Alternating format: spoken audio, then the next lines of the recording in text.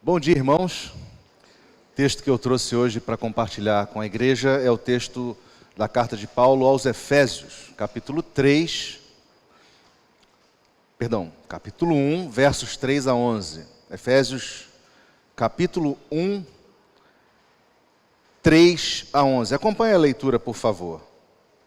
Diz assim o texto: Bendito Deus e Pai de nosso Senhor Jesus Cristo, que nos tem abençoado com toda sorte de bênção espiritual nas regiões celestiais em Cristo, assim como nos escolheu nele antes da fundação do mundo, para sermos santos e irrepreensíveis perante ele, e em amor nos predestinou para ele, para a adoção de filhos, por meio de Jesus Cristo, segundo o beneplácito de sua vontade, para louvor da glória da sua graça, que ele nos concedeu gratuitamente no amado, no qual temos a redenção pelo seu sangue, a remissão dos pecados segundo a riqueza de sua graça, que Deus derramou abundantemente sobre nós, em toda a sabedoria e prudência, desvendando-nos o mistério da sua vontade, segundo o seu beneplácito que propusera em Cristo, de fazer convergir nele, na dispensação da plenitude dos tempos, todas as coisas, tanto as do céu como as da terra. Nele, digo, no qual fomos também feitos herança, predestinados segundo o propósito daquele que faz todas as coisas conforme o conselho da sua vontade. Meus irmãos, Antoni Gaudí foi um dos grandes arquitetos da história da humanidade, um catalão que nasceu e viveu em Barcelona, e deixou ali um legado de arte muito impressionante. Ele participou daquele tempo do movimento da arte chamado modernismo, e ele construiu a sua obra-prima chamada Templi Expiatori da Sagrada Família, lá na cidade de Barcelona, que é um dos lugares, que é, na verdade, o lugar da Espanha mais visitado. São 3 milhões de turistas todos os anos. Gaudí iniciou essa obra dessa catedral, é uma catedral, em 1882. E essa obra não acabou. Gaudí morreu atropelado, infelizmente, no início do século XX. E essa obra foi, então, continuada por outras pessoas, né? E está marcado para 2026 a conclusão dessa grande obra, que é algo impressionante para quem vai lá e observa. Eu queria mostrar essa foto, a Júlia vai ajudar. Essa é a foto de uma das fachadas da Sagrada Família, que é uma obra que Gaudí fez, onde ele tem o objetivo de dar tributo à glória de Jesus Cristo. Ele fez uma igreja para tributar a glória de Jesus Cristo, para mostrar nessa igreja que todas as coisas convergem para a história de Jesus Cristo. É uma obra temática, é uma obra que tem em 3 das suas fachadas o tema do nascimento, o tema da paixão e o tema da glorificação. E é uma obra muito complexa que requereu também o envolvimento de outros arquitetos. O próximo slide vai nos mostrar um detalhe interessante do arquiteto José Maria Subirá. Esse arquiteto, também modernista, ele, na sua fachada, ele trabalhou nessa fachada, vocês estão vendo ali uma setinha para indicar assim, que tem alguma coisa ali que não dá talvez para ver daí a sua distância, mas eu queria mostrar no detalhe que está no próximo slide. Veja só, esse arquiteto desenhou ali uma coisa que é uma brincadeira matemática e de lógica chamada quadrado mágico. O quadrado mágico é uma brincadeira que se usa onde você constrói quadrados de dimensões de 4 por 4, 3 por 3, 2 por 2, 5 por 5, onde todos os números dessas dimensões, desses quadradinhos, somados dão o mesmo número. E José Maria Subirá colocou neste quadrado a soma dos números da vida da missão de Cristo. Observem bem lá o quadrado. A soma das colunas dá 33, próximo. A soma das linhas dá 33, próximo. A soma da diagonal dá 33, próximo. A soma de quadrados feitos dentro do quadrado dá 33, próximo. A soma dos extremos com o quadrado do meio dá 36, ou seja, tudo no quadrado mágico dá os tais 36. 33, perdão, 33. Falei 36 o tempo todo, né? Não? Então 33. Obrigado pela correção. Mas qual é a relevância disso aí, desse fato? Por que é tão interessante, né, essa história? É porque na história de Subirá, ou melhor dizendo, na história de Gaudí, dessa grande catedral, tudo converge para Cristo. Até mesmo esse pequeno quadrado dessa fachada. E é diante dessa história e do texto que acabamos de ler, que eu queria perguntar a você algumas coisas. Eu quero fazer perguntas a você para gerar em você um processo de raciocínio junto comigo. Primeira pergunta: para quem nós construímos a nossa história? Segunda pergunta: qual relação existe entre a nossa vida e a vida de Cristo? Terceira pergunta: onde a nossa história se encaixa na história maior? Quarta pergunta: que conexão existe entre os nossos projetos e a glória de Deus? Meus irmãos, às vezes eu tenho a impressão que nós vivemos naquele modo, daquela música conhecida, que diz assim: deixa a vida me levar, a vida leva eu.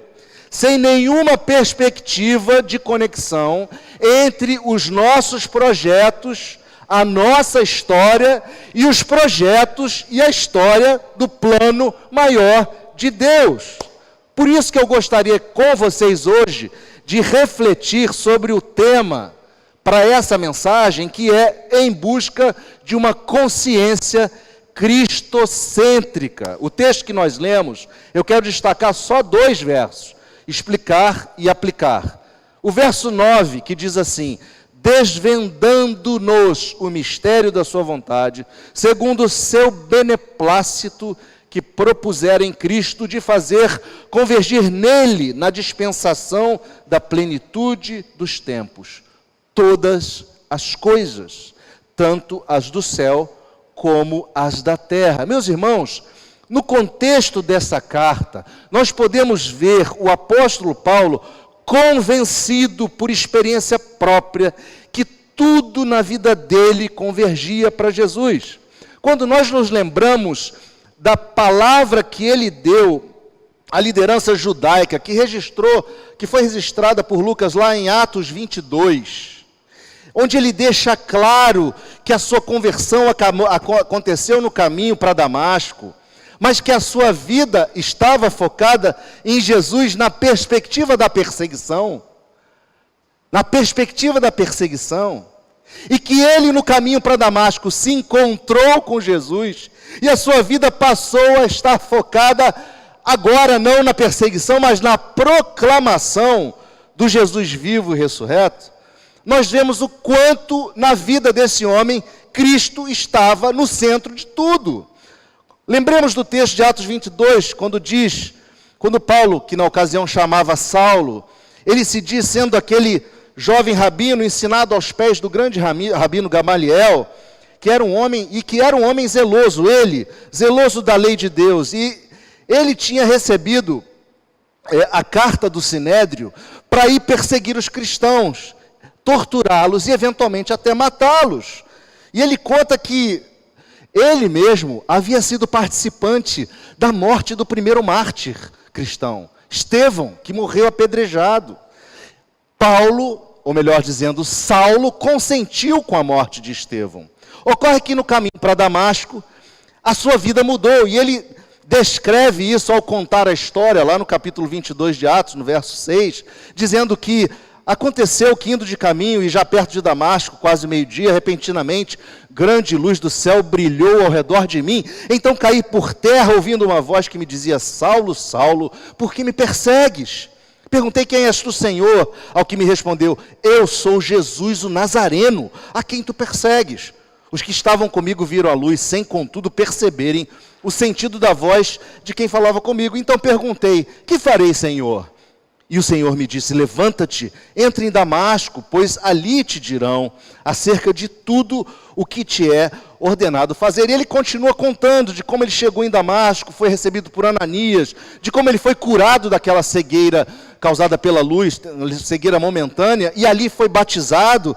E ele diz então, ele ouve então da boca de Ananias o seguinte: o Deus dos nossos pais de antemão te escolheu para conheceres a sua vontade, veres o justo e ouvires uma voz da sua própria boca, porque terás de ser sua testemunha diante de todos os homens, das coisas que tens visto e ouvido. E agora, por que demoras? Levanta-te, recebe o batismo e lava os teus pecados, invocando o nome dele. Então, Paulo, naquele momento, se torna o apóstolo dos gentios e reconhece a sua missão, quando ele mesmo, escrevendo a carta aos Gálatas, lá no capítulo 1, verso 11 a 17, vai dizer assim: eu faço a vocês, irmãos, saber que o evangelho por mim anunciado não é segundo o homem, porque eu não recebi e aprendi de homem algum, mas mediante revelação de Jesus, porque ouvistes qual foi o meu proceder outrora no judaísmo, como sobremaneira eu perseguia a igreja de Deus e a devastava, e na minha nação, quanto ao judaísmo, eu me avantajava entre muitos.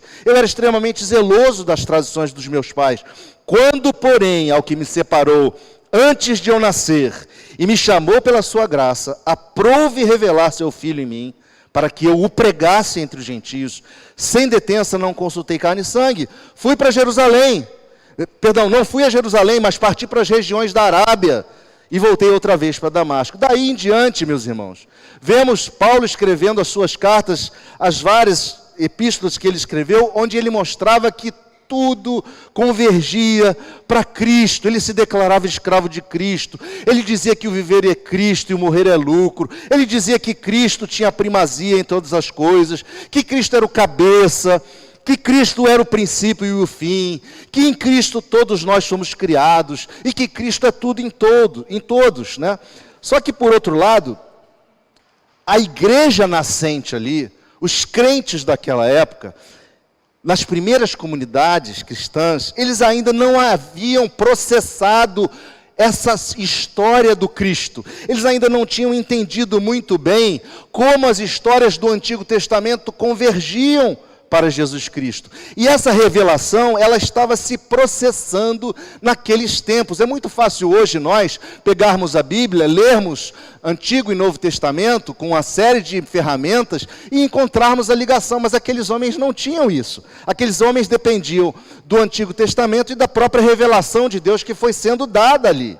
Eles estavam começando a entender um mistério que estava oculto e que somente aqueles que eram iniciados em Cristo teriam condições de entender. Que mistério é esse? Que na plenitude dos tempos, ou seja, na economia de Deus, num determinado dia, tempo e espaço, aquele que o Antigo Testamento havia predito, falado, viria e se encarnaria e transformaria a vida tanto de judeus quanto de gentios. O verso 9, que eu destaquei, diz assim: desvendando-nos o mistério da sua vontade. Que mistério é esse, meus irmãos? Esse mistério é um mistério multifacetado. Ele tem um aspecto do conselho eterno da Trindade, aquele momento onde a Trindade, antes da fundação do mundo, decide que haveria a encarnação do Filho para a remissão dos pecados e a morte vicária ou substitutiva em nosso lugar. Quando você vai examinar o texto de Atos no começo, lá no capítulo 2, verso 23, o texto, Lucas diz assim, que Jesus foi entregue pelo determinado desígnio e presciência de Deus. Houve um conselho na eternidade. Isso é um conceito teológico, mas é uma premissa de que na eternidade a vinda do Messias, a sua encarnação, morte e ressurreição e redenção por seu sangue havia sido planejada. A bondade de Deus, a bondade da vontade de Deus em direção a nós foi o fator determinante desse plano redentivo. Deus simplesmente, por amor, manifestou redenção, não por mérito de ninguém, porque Ele amou de tal maneira o mundo, que assim enviou o seu Filho unigênito. O mistério de que judeus e gentios em Cristo são um. Isso não era algo claro para aquele povo. O judeu era um povo separado, segregado. O resto era o resto. Mas em Cristo, na sua salvação, todos os povos são feitos um. Uma fé inclusiva. Não havia mais uma parede de separação. Que essa parede fora abolida no próprio Cristo, pelo sangue do próprio Cristo, nos fazendo um em Cristo. Um mistério. Uma união mística com Ele. Paulo estava esclarecendo isso, por exemplo, no corpo da carta aos Efésios, um pouco mais adiante, quando ele vai dizer, que no capítulo 3, verso 4, que quando ledes, pois, compreender o meu discernimento do mistério de Cristo, quando ledes essa carta, o mistério de Cristo, o qual em outras gerações não foi dado a conhecer aos filhos dos homens, como agora foi revelado aos seus santos apóstolos e profetas no Espírito, a saber, qual mistério?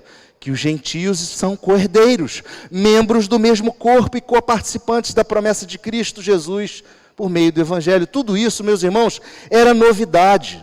E Paulo reiterava isso em cada carta. Ele escreve a carta aos Colossenses, onde ele fala também disso, que esse mistério oculto séculos e séculos das gerações agora tinha se manifestado através dos santos. Mas o verso 10 vai nos dizer uma outra coisa.